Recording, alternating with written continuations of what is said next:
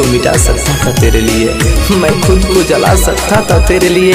कम वक्त तेरा दिल ने मुझे समझ नहीं पाया, वरना आसमां भी झुका सकता था तेरे लिए, वरना आसमां भी झुका सकता था तेरे लिए। पगली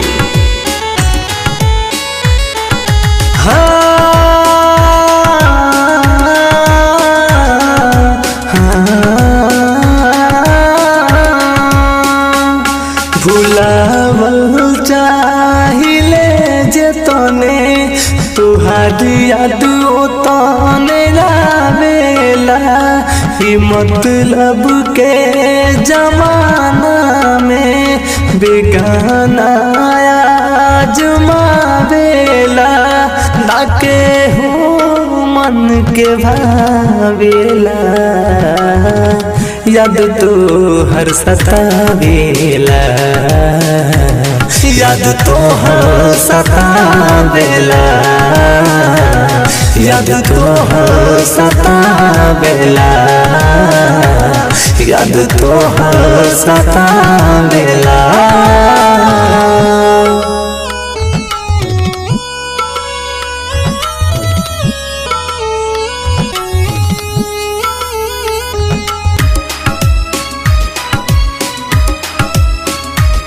याद तो हर सतावेला, याद तो हर सतावेला, याद तो हर सतावेला। तू ही बोला सिमट के कबल जैसे हम जियत नहीं।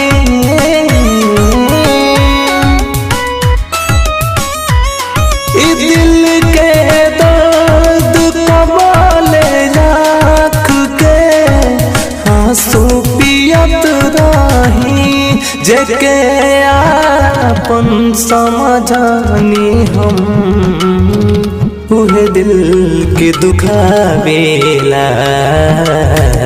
याद तो हर सतावेला, याद तो हर सतावेला, याद तो हर सतावेला, याद तो हर सतावेला।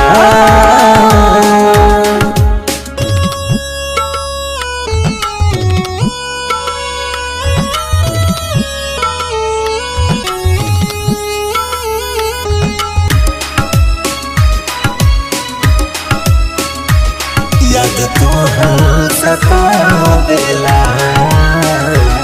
याद तो हर सतावेला, याद तो हर सतावेला। जुबा से बोले जावन लफ्ज कहलू कइले ही पूरा बा।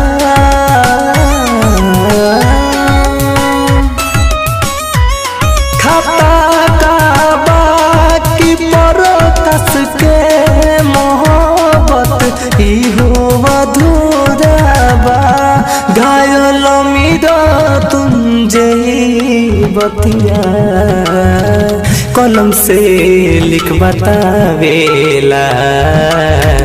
याद तो हर सतावेला, याद तो हर सतावेला, याद तो हर सतावेला, याद तो हर सतावेला। Bombay digital recording studio Chhapra.